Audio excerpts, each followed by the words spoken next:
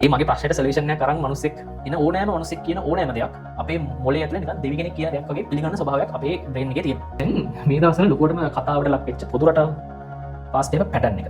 හරිද? එතකොට pass paper pattern එක අපි ගත්තොත් එහෙම පොදු රටාව කරලා වැඩක් නැද්ද? එකක්. සාමාන්‍යයෙන් 1995 ඉඳන් ආසන්නතම අවුරුද්ද වෙනකම් පාස් පේපර්ස් වල ආපු රටාව පැටර්න් එක දන්න කෙනෙක් නම් වාට MCQ අඩුම තරමේ at least 30 ගුණයක් ගන්න පුළුවන්. රටාව කැඩෙන වෙලාවට හරියට මුණ දෙන්න නම් ඔයා රටාව හරියට දැනගෙන ඉන්න ඕනේ. රටාව කඩන්න නම් රටාව පොදු රටාව දැනගෙන ඉන්න ඕනේ. ඕකේ. දැන් තියෙන සීන් එක තමයි පාස් පේපර්ස් ටිකේ මේ මැජිකල් පොයින්ට්ස් අපිට කවුද කියලා දෙන්නේ? අපිට කවුද මේ මැජිකල් පොයින්ට්ස් කියලා දෙන්නේ? මට නම් ෆිසික්ස් වල මැජිකල් පොයින්ට්ස් කියලා දෙන තරමක් කියලා දුන්නේ මිනිස්සු දෙන්නේ. හරි. මේ වීඩියෝ එක කරන්නේ 2027 A level ලියන්න ඉන්න ළමයින්ට.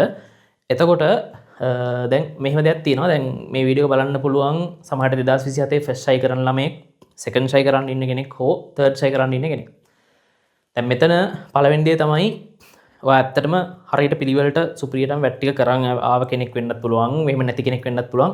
පළවෙනි දේ තමයි අංක 1 2027 එක්සෑම් එකට ඔයාට මාස 11කට ආසන්න කාලයක් ඔයාට තියෙනවා. හරිද? එතකොට සාමාන්‍යයෙන් මගේ අත්දැකීමේ හැටියට නම් අංක 1ට ඔලුවට දාගන්න මාස 11කට ආසන්න කාලයකදී මේක කර හැකියි.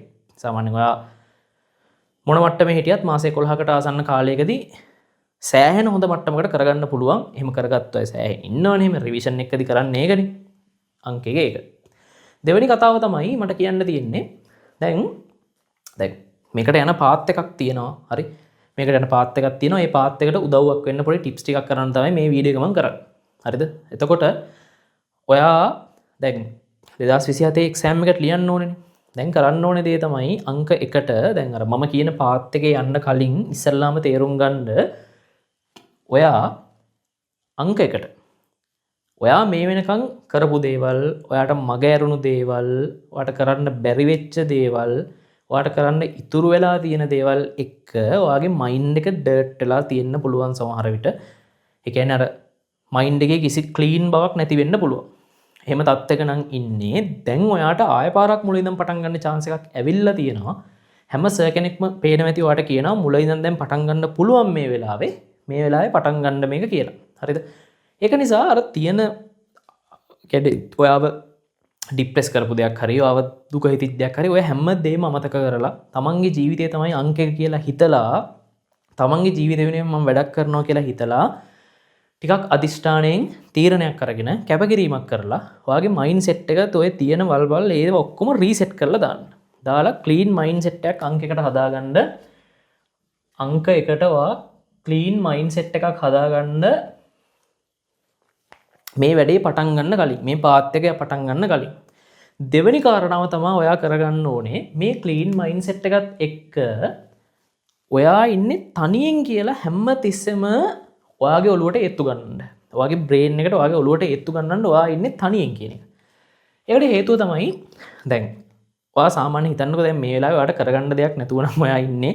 ඔයාට ප්ලෑන් එකක් නැතුව නම් ඔයා ඉන්නේ. සාමාන්‍යයෙන් දැන් මේ මගේ වීඩියෝ එක බලද්දි හරි එහෙම නැත්නම් වෙන කාගේ හරි සර් කෙනෙක්ගේ ඔයාට හොඳයි කියලා හිතන සර් කෙනෙක්ගේ වීඩියෝ එකක් බලද්දි ඔයාට නිකන් ඔයාට නෙමෙයි මට වුණත් මම ප්‍රශ්නෙක ඉන්න වෙලාවකදී හරි මම ප්‍රශ්නෙක ඉන්න වෙලාවකදී ඒ මගේ ප්‍රශ්නෙට සොලියුෂන් එකක් අරන් මිනිස්සෙක් එන ඕනෑම මිනිස්සෙක් කියන ඕනෑම දෙයක් අපේ මොළේ ඇතුලේ නිකන් දෙවි කෙනෙක් කියන දෙයක් වගේ පිළිගන්න ස්වභාවයක් අපේ බ්‍රේන් එකේ තියෙනවා. ඒක සයිකොලොජිකලි තියෙනවා හැම ඉෆෙක්ට් එකක්. ඉතින් ඒකත් එක්ක අපිට හිතෙනවා අපේ ප්‍රශ්නේ ඉවරයි කියලා. එතන තමයි මේ මායාව තියෙන්නේ. ඒක එක්සෑම් එකේ වුණත් ජීවිතේ වුණත් අර අපි ප්‍රශ්නෙක ඉන්න වෙලාවකදී අපේ ප්‍රශ්නයත් එක්ක අපිත් එක්ක එකතු වෙලා මේ මැච් එක ගහන්න උදව් කරන්න කවුරු හරි එනවා වගේ අපිට පේනකොට අපිට හිතෙනවා අපේ ප්‍රශ්නේ ඉවරයි වගේ කියලා. ඇත්තටම මිනිස්සෙක් උදව් කරන්න එන එක ඉතා උතුම් දෙයක්, ඉතා හොඳ දෙයක්. නමුත් අවුල තියෙන්නේ උදව් කරන්න එන මිනිස්සයාගෙන් නෙමෙයි. දැන් මම නම් අවුල් වෙලා ඉන්නේ, මට උදව් කරන්න එන මිනිස්සයා හොඳයි. නමුත් මම හිතනවා ඊට පස්සේ මම තනි වෙලා නැහැ. දැන් හරි. ඒ කියන්නේ දැන් ඊට පස්සේ වා ඒ සර්ගේ කියන්නේ මෙතන උදව් කරන්න එන ටියුෂන්ස් වලනේ. එතකොට එයාගේ ක්ලාස් එකටත් ඔයා යනවා. ඕකේ යන්න අනිවාර්යයෙන්ම ක්ලාස් එකකට යන්න, ක්ලාස් 3කටම යන්න. හැබැයි ක්ලාස් එකට ගිය පමණින් මේ ප්‍රශ්නේ ඉවරයි. දැන් මම මේ තියෙන වැට් ටික ෂේප් එකේ කරන් හිටියාම හරි කියලා හිතන එකේ තමා පුතා අවුල තියෙන්නේ. ඔය අවුල හදාගන්න ඕනේ මේ ක්ලීන් මයින්ඩ් සෙට් එක හදන ගමන්ම ඔයා හදන්න ඕනේ. ඒ අවුල හදන්න අංක 1කට කරන්න ඕනේ දේ තමයි ඔයා තියරි ටික ගන්නවා. ඒ සර්ගේ පේපර් එක ලියනවා. සර් පේපරේ ලකුණු දාලා දෙනවා. ඕකේ. ඒක තමයි ඔයාට හම්බෙන සර්විස් එක. ඕකෙන් ඔයාට අර ගමන්ට යන්න ඇත්තටම පොඩි පුෂ් එකක් වට පොඩි ඩ්‍රයිව් කරන්න පොඩි පව එකක් දෙනවා මිසක්කා ප්‍රශ්න ඉවර වෙලා නැහැ. ලොකු ප්‍රශ්නයක් ඇතුලේ අපි මේ ඉන්නේ. ඔයාගේ ප්‍රශ්න ඉවර වෙන්නේ ඔයා A level කියන ඒක ඉවර එක්සෑම් එක ලියලා ඉවර වෙලා ඒ වෙච්ච දවසට ඊට පස්සේ ඔයාට කරන්න දෙයක් නැහැ. රිසල්ට් එනකනුත් ඉන්න වෙනවා. ඒ රිසල්ට් එක මොකක්ද කියන එක බලලා තමයි A level සම්බන්ධ ප්‍රශ්න ඉවර වෙන්නේ. ප්‍රශ්න කිසිසේත්ම ඉවරත් නැහැ. ඉතින් තිත් ඇත්ත කියන්න ඕනේ. එහෙම ඔයත් එක්ක එකට ඉන්න කවුරුත් ඇවිල්ලා නැහැ. කිසිම කෙනෙක් ඔයාගේ ගමන කියන්නේ ඔයත් එක ළමෙක් විතරයි මට වුණත් අනික් සර් කෙනෙක්ට වුණත් ඔයා එක ළමෙක් විතරයි. ඔයාට කරන්න පුළුවන් උපරිම දේ ගුරුවරු කරાવી මමත් කරනවා. ඒක ඔයා ගන්න. හැබැයි ගන්න ගමන් ඔයා හිතන්න ඕනේ ඔයාගේ ප්‍රශ්න ඉවර නෑ. ඔයා තනි වෙලා ඉන්නේ කියන මයින්ඩ්සෙට් එක අනිවාර්යෙන් තියාගන්න. ඔයා විතරන්නේ මමත් අපි හැමෝම එහෙම තමයි. මම අපේ ජීවිත කාලවලදී අපි එහෙම නොහිතා කෙලවගත්ත තැන් තියෙනවා. මට දැන් තේරලා තියෙන හොඳම දේ තමයි මම තට්ට තනියෙන් ඉන්නේ කියලා හිතාන මගේ වැඩ ටික මම කරන්න ගත්තට පස්සේ ඇත්තටම ටික කාලයක් ඒක අමාරු වුණාට ටික ඒ වැඩ හරියනවා. ඒක මම දැන් උතරම තේරුම් ගන්න තියෙන්නේ තනියම වැඩ ටික කරන්න ගත්තට පස්සේ ඒ වැඩ හරියනවා ඇත්තටම. ටික කාලයක් අල්ලගෙන පෙරදි අඬ හරි. තමන්ගේ තනියම තමන්ගේ ප්‍රශ්න ටික දරාන ඉස්සරහට යනකොට ඒ ප්‍රශ්න හැදෙන බව මට දැන් තේරලා තියෙන්නේ මගේ අත්දැකීමෙන්. ඔයා ඒක කරන්න අඬ හරි මේ ගේම ගහන්න ඉවර කරන්න මේක අතාරින්න එපා. තනියම කොහොම හරි කරගෙන යන්න මේක. හරි? කරන්න පුළුවන්. මාස 11ක් තියෙනවා අනිවාර්යයෙන්ම කර හැකි. ඉතින් මේ ක්ලීන් මයින්ඩ්සෙට් එක කියන්නේ තියෙන දේවල් ඔක්කොම අයින් කරලා මේ මාස 11න් මම මේක කරනවා කියලා ලෑස්ති වෙන ගමන් ඔයාගේ මයින්ඩ් එක රීසෙට් කරන ගමන් මම මේකේ තනි වෙලා ඉන්නේ. මට ගන්න පුළුවන් අයගෙන් උදව්වම ගන්නවා. මම ටෙලිග්‍රෑම් ගෲප්ස් වලින් මම පේපර් හොයා ගන්නවා. මම YouTube channel එකේ තියරි බල පොඩ තියරි ටික මම තනියමත් කවර් කරනවා. ක්ලාස් යන ගමන් YouTube එකේ නිකන්නේ පුතා වීඩියෝ බලන්න තියෙන සල්ලි ගෙවන්න ඕනේ නැහැ. ඒ ටිකත් කරනවා. මම ගන්න පුළුවන් හැමතැනින් මම දැනුම අරගෙන මම දැනුමෙන් සරණද්ද වෙනවා. මම තමයි මේ ගේම ගහන්නේ. මම තනියම කරනවා කියන මයින්ඩ්සෙට් එක මේකත් එක්ක හදාගන්න සහ A level ඉවර වෙනවා නෙමෙයි A level පස්සේවත් A level වලින් පස්සේනවත් කමන්නේ හිතාගන්න මම තනියම ඉන්නේ මට උදව් කරන්න කවුරුත් නැහැ කියන එක. එතකොට උදව් කරන්න මිනිස්සෙක් ආවත් එයාගෙන් උදව් අරගෙන අදාළ වැඩේ කරගෙන තමන්ගේ ගමන හදාගන්න ඕක තමයි පළවෙනි දේ. ඕක හදාගන්න ඊට පස්සේ මම ටිප්ස් ටික කියන්නම්. ඊට පස්සේ අපි දන්නවා ෆිසික්ස් නෙමෙයි ඕනම සබ්ජෙක්ට් එකක් ඒ කියන්නේ A එකක් ගන්න නම් හොඳ රිසල්ට් එකක් හොඳ ලකුණකට යන්න නම් අංකයකට ඕක සම්බන්ධයෙන් තියෙන තියරි ටිකයි ඒකෙන් ප්‍රශ්න අහන විදිහයි හොයාගන්න ඕනේ. ඉතින් ෆිසික්ස් වලත් මුලින්ම කරන්න ඕනේ මම මෙතන ෆිසික්ස් වලත් මුලින්ම කරන්න ඕනේ තියරි ටික අල්ලගන්න එක. දැන් ඔයා මේ වෙනකොට ෆස්ට් සයි ළමයෙක් නම් තියරි යම් ප්‍රමාණයකට කරලා ඇති තනින් තියරි කරගෙන ඇති. ඔයා සෙකන්ඩ් සයි තර්ඩ් සයි එක්සෑම් එක ලියන්න බලන් ඉන්න කෙනෙක් වුණාත් ඔයා වුණත් එක්කෝ සමහරට ඔයා සම්පූර්ණයෙන් තියරි කරගෙන ඉන්නවා වෙන්න පුළුවන්. නැත්නම් ඔයා තියරි තව කරගන්න හිස්තැන් තියෙන කෙනෙක් වෙන්නත් පුළුවන්. මම නම් මගේ දෙන උපදේශය තමයි ඔයා මොන තත්ත්වෙ හිටියත් දැන් මාස 11 තියෙන ඉඳන් පොඩ්ඩක් මුල ඉඳන් රිෆර් කරන්න පටන් ගන්න මේ පළවෙනි මාසය ඇතුලේ. ඔයා ක්ලාස් එකක් තෝරගන්න සබ්ජෙක්ට් තුනටම ක්ලාස් තුනක් තෝරගෙන ඒ ක්ලාස් එකේ ඒ සර් දෙන වැඩපිළිවෙල හරියටම කරගෙන යන්න. හරිද? ඒ ක්ලාස් එකේ ඒ සර් දෙන වැඩපිළිවෙල හරියටම ඔයා තෝරගත්ත ක්ලාස් එකේ දෙන වැඩපිළිවෙල හරියටම ඒක හරියටම කරගෙන යන්න පුළුවන් තරම් එෆෝට් එක දෙන්න ඒ වැඩ ටික කරන් යන්න. ඒ වැඩ ටික කරන ගමන් ඔයා තනියම ඔයාගේ වැඩක් කරන්න නම් වෙනවා. ඔයා තනියම ඔයාගේ ප්ලෑන් එකක් හදාගන්න වෙනවා මේ ගේම කොට දාන්න. මම එහෙම කරා ඒ ලෙවල් කාලේ. මම සෙකන්ඩ් සයි කරනකොට මම එහෙම කරා. ඔයා ඒක හදාගන්න ඕනේ. දැන් මේකයි කේස් එක. තියරි ටික ගන්නකොට ඔයාගේ සර් තියරි කරගෙන යාවි. ඉතින් ඒක යනකම් ඔයා ඉන්න එපා. දැන් ළමයි එහෙම නෑ. දැන් ඉන්න ළමයි හැමෝම එහෙම බලන අය ඉන්නවා. ඔයා එහෙම බලන්නේ නැති කෙනෙක් නම් මම මේවට උපදෙසක් විදියට දෙන්නේ. සර් කරගෙන යන තියරි ටික ඔයා ඉගෙන ගන්න ගමන් ඔයා පොඩ්ඩක් මේ පළවෙනි මාසය ඇතුලේ දැන් මාසෙ ගෙවි යනවද යනවනේ දැන්. මේ පළවෙනි මාසය ඇතුලේ ඔයා ඉස්සල්ලාම බලන්න මේ පාඩමේ තියෙන ඒ කියන්නේ පාඩමේ නෙමෙයි මේ ෆිසික්ස් සබ්ජෙක්ට් එකේ තියෙන ලෙසන්ස් ටික අරගෙන මේ ලෙසන්ස් වල ලිමිටේෂන්ස් හඳුන ගන්න. ලිමිටේෂන්ස් කියන්නේ පටන් ගන්න තැන මොකද්ද? මේ ලෙසන් එක ඉවර වෙන තැන මොකද්ද කියන එක ගැන ඔයාට අවබෝධයක් තියෙන්න ඕනේ. ඔයා ක්ලාස් එකකට ගියා, يعني ගිහිල්ලා හිටියත්, يعني ඔයා ක්ලාස් එකකට ගියා කියලා මං කියවනේ ප්‍රශ්න ඉවර වෙන්නේ නැහැ. මේකට වෙන තව ඇක්ෂන්ස් ගොඩාක් ගන්න ඕනේ ඔය එකට යන්න. හරිද? ක්ලාස් එකෙන් හම්බෙන්නේ يعني පොඩි සපෝට් එකක් විතරයි ඔයාට. පොඩි කියන්නේ ගුරුවරයෙක් පැත්තෙන් ලොකු සපෝට් එකක් දෙනවා හැම ගුරුවරයෙක්ම. ඔයා ඒකට අමතරව තව ඇඩ් කරගන්න ඕනේ. ඒ දේවල් ටික තමයි පුතා මම මේ කියන්නේ. ඕල් ලෙසන්ස් ටික ලිමිටේෂන්ස් හොයාගන්න මේක පටන් ගන්න කොහෙන්ද ඉවර වෙන්නේ කොහෙන්ද කියලා. මේකට බෙස්ට්ම ටූල් එක තමයි ඔයාට යූස් කරන්න පුළුවන් ඔයාලට ගහලා තියෙන රිසෝස් බුක් එක. මේ රිසෝස් බුක් එක කොච්චර වටිනවද කියලා කියනවනම් මේකේ තියරි වල ලිමිටේෂන්ස් ටික ඇත්තට මේකේ නැති තියරි නෑ උගන්වන්න බෑනේ. ඔයාලට හොයාගන්න පුළුවන්. ඔයාගේ සිලබස් එකට අන්තර්ගත වෙන තියරි මොනවද කියලා හොයාගන්න පුළුවන් වගේම හැම තියරි එකකටම ඒ තියරිය තේරුම් ගන්න ඒ තියරිය තියෙන තැනින් ළඟින් Q&A sessions තියෙනවා. ඒ කියන්නේ උත්තරත් තියෙනවා questions උත් තියෙනවා. questions and answers දෙකම තියෙනවා. ඔයාට ඒකෙන් questions ටික තනියම කරන්න ක්ලාස් එකේ වැඩ ටික කරගෙන යන ගමන් ඔයා තනියෙන් මැච් එකක් ගහන්න පටන් ගන්න සිලබස් එක ගොඩ දාන්න. තනියම. මේ පළවෙනි මාසේ වගේ පටන් ගන්න යන ක්ලාස් එකත් එක්ක. හැබැයි ඔයාගේ මේ යන ගමන ඔයා ක්ලාස් එකට වඩා ඉස්සරහින් අරගෙන යන්නත් ඕනේ. මම කියන්නම් ඒක කරන්නේ කොහොමද කියලා. ඔයාට ලොකු කැපකිරීමක් හැබැයි කරන්න වෙනවා.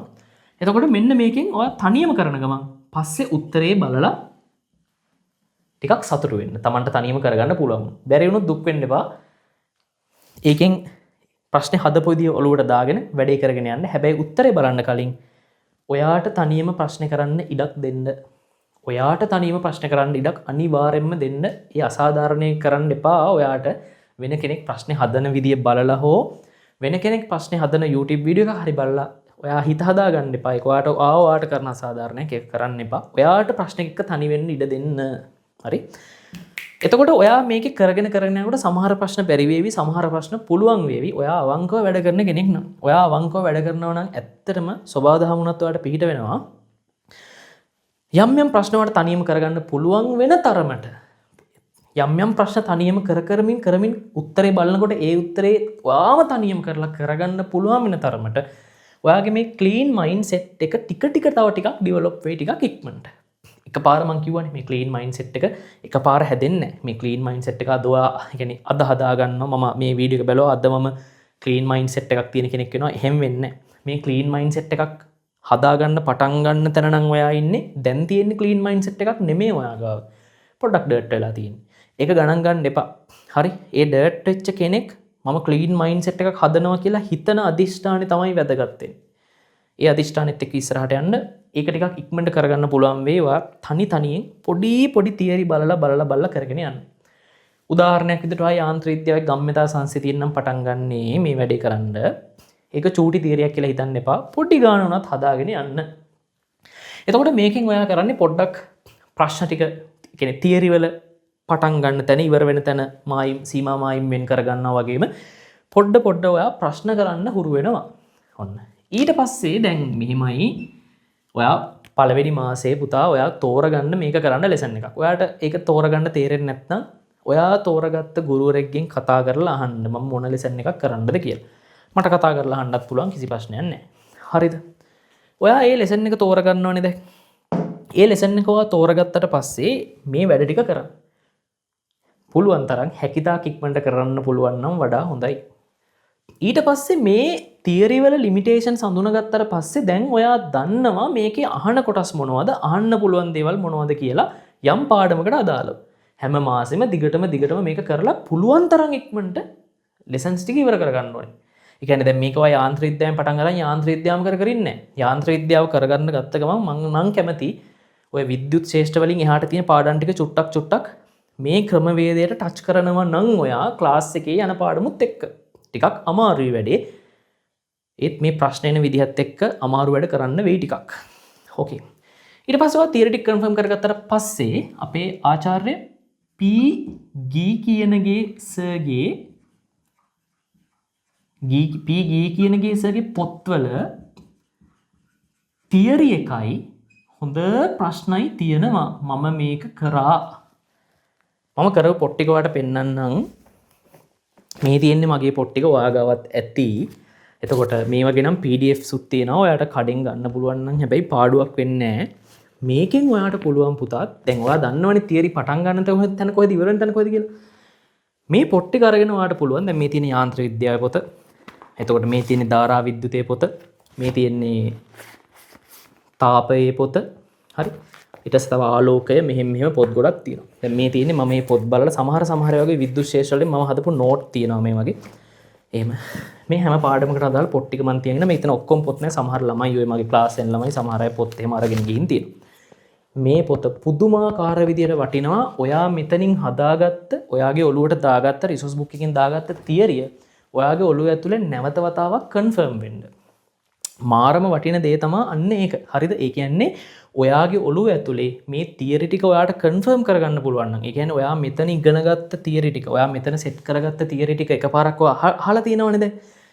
ඒකම ගී කියනගේ සර්ගේ පොතේ තියරිය තිබිලා එයා ඒ සර්ගේ පොතේ තියරිය ළඟම ඒකට රිලේටඩ් ක්වෙස්චන්ස් තියෙනවා. ඒ ක්වෙස්චන්ස් ටික ඔයා කරන්න ගත්තට පස්සේ හරිද? ඒ ක්වෙස්චන්ස් ටික ඔයා කරන්න ගත්තට පස්සේ ඒවා ටික කරන් යනකොට ඔයාට තේරෙනවා අර ඔයා කලින් ඉගෙන ගත්ත දේම මෙතන නැවත නැවත වතාවක් කන්ෆර්ම් වෙන්න ගන්නවා කියලා. අන්නේ කන්ෆර්ම් වෙන්න ගත්තට පස්සේ ටිකක් හොඳට තියරි එක කාවදිනවා සහ මේ ගී කියන ගේසගේ ප්‍රශ්න ටිකත් ඔයා කරන්න ගත්තාම ටිකක් හොඳට තියරිය වදින්න පටන් ගන්නවා. හරිද? එතකොට මේකෙන් ඔයාට පුළුවන් ඔයාගේ ඔළුවටම නැවත වතාවක් තියරිය කන්ෆර්ම් කරන්න. ඔයාට මේක වටින්නේ නැහැ වගේ හිතුණත් මගේ අත්දැකීමෙන් කියන්නේ මේක මාරම වටින පියවරක්. ඉගෙනගත්ත තියරිය නැවත වතාවක් කන්ෆර්ම් වෙනවත් ඒ වෙන එකේ මාර ඒක නිකන් ඒ ඉගෙනගත්ත තියරිය නැවත වතාවක් ඔළුවට කන්ෆර්ම් වෙන්න ගත්තාම ටිකක් බරට අල්ලලා හිටින්නේ නැහැ. ලේසියෙන් අමතක වෙන්නේ නැහැ. වැදගත්ම දේ තමයි යාන්ත්‍ර විද්‍යාව කරන ගමන් මොකක් හරි අග තියෙන හොඳ බර පාඩමක් කරන්න ගන්න එක. විද්‍යුත් ශේෂ වලින් පටන් ගන්නවා නම් හොඳයි. මේ තනියම ඔයා පටන් ගන්න ජර්නි එකේ. මම උදව් කරන්නම් මේකට. විද්‍යුත් ශේෂ වලින් පටන් ගන්නවා නම් හොඳයි. ඒ කියන්නේ යාන්ත්‍ර විද්‍යාවත් කරන ගමන් මේ process එක කරගෙන යන එක. පුතා සාමාන්‍යයෙන් ඔයා මෙතෙන්ට එද්දී ඔයා එක ලෙසන් එකකින් ලෙසන් එකට මාසෙන් මාස ඔය වැඩේ කරගෙන යද්දී මෙතෙන්ට එද්දී ඔයා සෑහෙන තැනකට ඇවිල්ලා දැන් තියෙන්නේ. හරිද? මේ වගේ ප්‍රශ්නක් තියෙනවා, උත්තරක් තියෙනවා. ඒ වගේ අවුල් තැනක් තියෙනවා නම් ඔයා තෝරගත්ත ගුරුවරයාට කතා කරලා අහන්න. මට කතා කරලා ඇහුවොත් නම් මම ඕනෙම වෙලාවක කියලා දෙනවා. මගේ ක්ලාස් ආවල මම ඒක දන්නවා. මට කතා මම සමහරලාට මැසේජ් එක දැම්මම මම රිප්ලයි කරන්න බෑ. නමුත් මම ටික වෙලාවක් ගිහිල්ලා හරි මම අනිවාර්යෙන් රිප්ලයි එකක් දානවා. හරි. මෙහෙම. එතකොට ඔන්න දැන් මෙතෙන්ට එනකන් හොඳ තියරි බේස් එකක් සහ ක්වෙස්චන් බේස් එකක් දැන් පොඩ්ඩක් විතර හැදුවා. ඊළඟ කතාව තමයි දැන් මේ දවස්වල ලොකුවටම කතාවට ලක් වෙච්ච පොදු රටාව පාස් පේපර් පැටර්න් එක. හරිද? එතකොට පාස් පේපර් පැටර්න් එක අපි ගත්තොත් එහෙම පොදු රටාව කරලා වැඩක් නැද්ද? රටාව ෆිසික්ස් වල ගත්තොත් ෆිසික්ස් වල තියෙන හැම පාඩමකටම අදාළව මේ වෙනකම් සාමාන්‍යයෙන් 1995 ඉඳන් ආසන්නතම අවුරුද්ද වෙනකම් පාස් පේපර්ස් වල ආපු රටාව පැටර්න් එක දන්න කෙනෙක් නම් වාට MCQ අඩුම තරමේ at least 30න් උඩවත් ගන්න පුළුවන්. හරිද? එහෙම හරියට දන්නේ නැති කෙනෙක් පොදු රටාව නෑ කියලා කියන එක සාධාරණ මදි ටිකක්. ඒක ඉතිකල් නෑ. මොකද පොදු රටාවෙන් ඇත්තටම දෙයක් කරන්න පුළුවන්. නමුත් රටා කැඩෙන වෙලාවල් තියෙනවා. හැබැයි මතක තියාගන්න මම දන්න දේ තමයි රටාව කැඩෙන වෙලාවට හරියට මූණ දෙන්න නම් ඔයා රටාව හරියට දැනගෙන ඉන්න ඕනේ. රටාව කඩන්න නම් රටාව දැනන් ඉන්න ඕනේ. පොදු රටාව දැනන් ඉන්න ඕනේ. පොදු රටාව කඩන්න නම්. පොදු රටාව අල්ලන්න ඉතින් ඇත්තටම කරන්න තියෙන පාස් පේපර්ස් ටික තමයි. පාස් පේපර්ස් ටික ගත්තාම මේ පොදු රටාව ඇතුලේ මාරම මැජිකල් පොයින්ට්ස් ටිකක් නම් තියෙනවා පුතා. ඇත්තටම මේක නම් පොදු රටාවට අදාළත් නැහැ. පොදු රටාව කියන්නේ ප්‍රශ්න රටාවක් නිකන්. ඒ රටාව පොඩ්ඩක් දැනන් ඉන්න එක හොඳයි. රටාව කඩන්න ඕනේ. අපි එක්සෑම් එකට කලින් ඒ රටාව කඩන්න ඔයා පොදු රටාව දැනගෙන ඉන්න ඕනේ. ඕකේ. දැන් තියෙන සීන් එක තමයි පාස් පේපර්ස් ටිකේ මේ මැජිකල් පොයින්ට්ස් අපිට කවුද කියලා දෙන්නේ? අපිට කවුද මේ මැජිකල් පොයින්ට්ස් කියලා දෙන්නේ? මට නම් ෆිසික්ස් වල මැජිකල් පොයින්ට්ස් කියලා දෙන තරමක් කියලා දුන්නේ මිනිස්සු දෙන්නෙක්. මම අවංකෙන්ම කියනවා මේ වීඩියෝ එක ඇතුලේ ෆිසික්ස් වල තියෙන මැජිකල් පොයින්ට්ස් මම දැනන් හිටියේ නෑ එකක්වත්. ෆස්ට් ෂයි කියලා වෙද්දි. සෙකන්ඩ් ෂයි එක ඇතුලේ ෆිසික්ස් වල තියෙන මැජිකල් පොයින්ට්ස් ඒ කියන්නේ මේ මැජිකල් පොයින්ට්ස් ඇප්ලයි කරන්න ගත්තාම මට තනියම ප්‍රශ්න කරන්න පුළුවන් වුණා ෆිසික්ස් වල. අන්තිමට ෆිසික්ස් උගන්වන්නත් පුළුවන් වුණා ළමයින්ට. මට මැජිකල් පොයින්ට්ස් කියලා දුන්නේ දෙන්නෙක්. අංක 1 අපේ ප්‍රවීණ භෞතික විද්‍යා දේශක මහෙන් ජේකබ්ස් තමයි මට කියලා දුන්නේ මේකේ තියෙන මැජිකල් පොයින්ට්ස් සහ ඒවට ආස කෙරුවේ එතුමා. අදටත් බොහොම ආදරෙන් තාම ගෞරවයෙන් මතක් කරන්නේ. දෙවනියට මැජිකල් පොයින්ට්ස් ටික මට කියලා දුන්නේ මහාචාර්ය රෝසස් ප්‍රොෆෙසර් රෝසස්. මේ තියෙන්නේ මම ඒ ටිකත් ගෙනාවා. මේ තියෙන්නේ රෝසස්ගේ විවරණ පොත් ටික. මම මේ විවරණ පොතෙන් තමයි පටන් ගත්තේ. මම මේ ස්ටෙප් කරගෙන යනවත් එක්කම මෙන්න මේ පැටර්න් එක අඳුරගෙන සහ පැටර්න් එක අඳුරගන්න සහ පාස් පේපර්ස් වල මැජිකල් පොයින්ට්ස් තියෙනවා. ඉතාම ඉතාම අග්‍රගණ්‍ය මැජිකල් පොයින්ට්ස් තියෙනවා. ඒවා මම අල්ලගත්තේ මේකෙන්. මේ තියෙන්නේ එක. මම මේකෙන් තමයි පටන් ගත්තේ. මේකේ තියෙන්නේ සාමාන්‍ය 1995 ඉඳන් 2000 දක්වා බහුවර්ණ විවරණය. මේ එක ප්‍රශ්නයක්වත් මම විවරණය එකපාර බලලා නැහැ. හැම ප්‍රශ්නයක් එක්කම තනියම ඔට්ටු වෙන්න මට අවස්ථාව දුන්න මම විසින්. හරි මතක තියාගන්න එක. මට මම විසින් මේ අවස්ථාව දුන්නාට පස්සේ මම සමහර ලාට ඒ ප්‍රශ්න කරා. සමහර ප්‍රශ්න මට කරගන්න බැරි වුණා. බැරි වෙන ප්‍රශ්න මම විවරණය අල්ලගෙන මම මේ ඉගෙන ගත්ත එක මම කවදාද ඇප්ලයි කරන්නම්කෝ කියලා හිතාගෙන හිත රිදිලා තියෙනවා. ප්‍රශ්න කරන්න බැරි වෙද්දි දුක හිතලා තියෙනවා. කලින් වෙච්ච දේවල් මතක් වෙලා තියෙනවා. අඬලා තියෙනවා. අඬ හරි ඉස්සරහට ගියා. මේකෙන් පටන් ගත්තේ. ඊට පස්සේ මං ගාව විවරණ සෙට් එකක් තියෙනවා. විවරණ පොත් ටිකක්. මේ තව මීට වඩා විවරණ පොත් ඇත්තටම තියෙනවා. මේ විවරණ පොත් ළමයි අරන් ගිහිල්ලා ඇත්තට මේ ළමයින්ගෙන් මං ඒවා ඉල්ල ගන්න ඕනේ ආපහු. 2009 මම 2009 උඩින් තියාගත්තේ පොඩි දෙයක් මට කියන්නත් තියෙනවා 2009 විවරණේ මම ඒක ඔයාලට කියන්නම් අන්තිමේට 2009 ටිකක් වෙන් කළා තියාගත්ත එකයි මේ තියෙන 2010 විවරණ මේවා පුතේ හිමින් සැරේ කරන්න පටන් ගන්න. ඔයා දැන් ඉගෙන ගන්න ලෙසන් එක තියෙනවනේ ඉස්සෙල්ලාම. ඔයා දැන් මේ වැඩේ කරන්න පටන් ගන්න. ඔය ලෙසන් එකට අදාළව ඔයා පාස් පේපර්ස් කියවන්න පටන් ගන්නත් ඕනේ මේවා කරන ගමන් හිමින්. පාස් පේපර් එක කියවන්න ගත්තාම ඔයා ඉස්සෙල්ලාම පුරුදු කරගන්න ඕනේ ප්‍රශ්න කැටගරයිස් කරන්න. මේ ප්‍රශ්නේ මේ පාඩමෙන් ඇවිත් තියෙන ඒක කරන්නත් සමහරලාට පොඩි අවුලක් වෙන්න පුළුවන්. ඒත් එක්කම දැන් පැටර්න් එක කඩන්න මේ වැඩේ කරන්නත් ඕනේ. ඉස්සෙල්ලාම අර ඔක්කොම කරන්න බැරි වෙන්න පුළුවන්. ඔයා මෙතන කරන්න ගත්ත පාඩමට අදාළව කරන්න. ඔයා මෙතන කරන්න ගත්ත පාඩමට අදාළ ප්‍රශ්න ටික තෝරන් කරන්න. මම එහෙම කරේ. මං සෙකන්ඩ් ෂයි පටන් ගන්නකොට යාන්ත්‍ර විද්‍යාවට එනකම් විතරයි දැනන් හිටියේ. එතනින් එහාට මං දැනන් හිටියේ නැහැ. හැබැයි ක්ලාස් එකේ කරන්න කලින් මං අගපාඩම් තනියෙන් මේ අපේ ගී කෙනෙක්ගේ සර්ගේ තාම ගෞරවයෙන් මතක් කරනවා. ඒ සර්ගේ පොත් වලින් සහ මේ වගේ මාර වැඩක් ගත්තා. සුපිරි වැඩ සෙට් එකක් ගත්තා. ඒක කරලා මේකෙන් තමයි මැච් එක ගැහුවේ. මට ජේකබ් සර් තරම් ෆිසික්ස් වලට හිතා ගන්න බැරි විදිහට ඒ කියන්නේ හිතන්න උගන්වපු ගුරුවරයෙක් මට තවත් නැති තරම් හිතන්න ඉගෙනුවා අය මට නම් මට ඒ කියන්නේ හිතන්න ඉගෙන ගත්තේ මං එතනින් මැත්ස් පවා කෙමිස්ට්‍රි පවා මං හිතන්න ඉගෙන ගත්තා අපේ ජේකබ් සර්ගේ මම දැන් කියන්නේ ජේකබ් සර්ගේ තියෙනවා ක්‍රමයක් S2 පියාගෙන කල්පනා කරන ක්‍රමයක් ප්‍රශ්නේ මම මේ හැම ප්‍රශ්නයකටම කෙමිස්ට්‍රි මැත්ස් ෆිසික්ස් කියන ওই සබ්ජෙක්ට් තුනට මම මේ ක්‍රමය ඇප්ලයි කරලා තිනවා මට හරි ගියා ඒක. එහෙම කරගන්න. පැටර්න් එක ඉගෙන ගත්තට පස්සේ ඔයාට පුළුවන් පැටර්න් එක කඩන්න. පැටර්න් එක කඩන්න මම ඇනලයිස් කරලා පොඩි ක්‍රමවේදයක් හදාගෙන යනවා. අපේ ෆිසික්ස් උගන්වන ගුරු බවතුන් ගැන කිව්වොත් ඒගොල්ලොත් මං හිතන්නේ අප්‍රතිත මහන්සියක් දරනවා. ඒගොල්ලන්ගේ මොඩල් පේපර්ස් දීලා ඔය පැටර්න් එක කඩන්න ඔයාලට උගන්වන්න. මම ඔයාලට එකක් කියන්නම්. ඔයාලට ජීවිතේ අකුරක් හරි උගන්වපු ගුරුවරයෙක්ට කවදාවත් වචනයක් කියන්න එපා. ජීවිතේ අකුරක් හරි උගන්වපු ගුරුවරයෙක්ට වචනයක් කියන්න එපා. ගොඩක් නෙමෙයි අපේ ජීවිතේ වරදින හැම දෙයකටම වග කියන්න ඕනේ අපි. ඒක මමත් එහෙමයි ඔයත් එහෙමයි. හරි ජීවිතේ අපිට වරදින හැම දෙයකටම වග කියන්න ඕනේ අපි.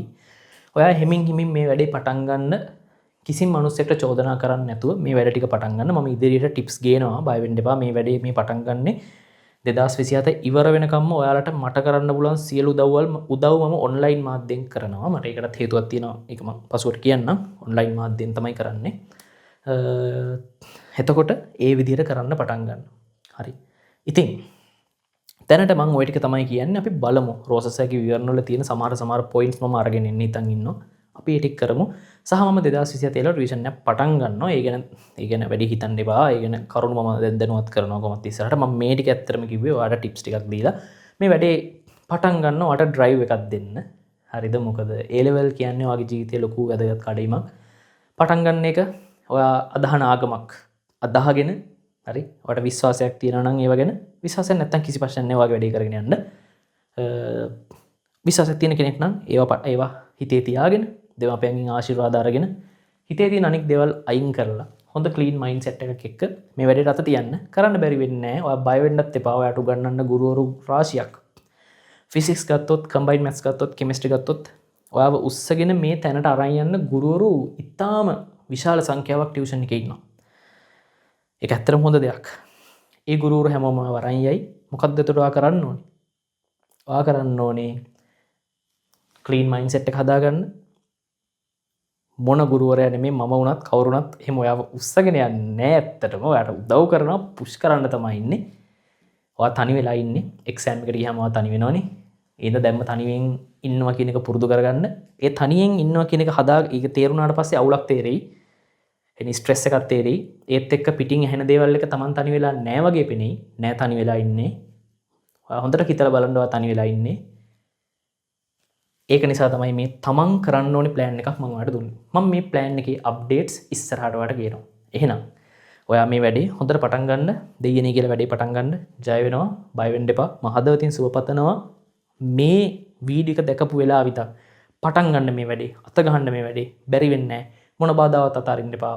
මාස 11කින් පස්සේ A level හරියට සාර්ථකව කරපු කෙනෙක් විදියට ෆිසික්ස් වලට MCQ 40+ ගහපු කෙනෙක් විදියට කෙමිස්ට්‍රි MCQ 40+ ගහපු කෙනෙක් විදියට කම්බයින්ඩ් මැත්ස් ඔ බයෝ හොඳටම එක්සෑම් කරපු කෙනෙක් විදියට ඔයාට ඉන්න ලැබෙන්න ඔයාගේ ප්‍රාර්ථනා ඉෂ්ට වෙන්න කියලා මම හදවතින්ම ප්‍රාර්ථනා කරනවා.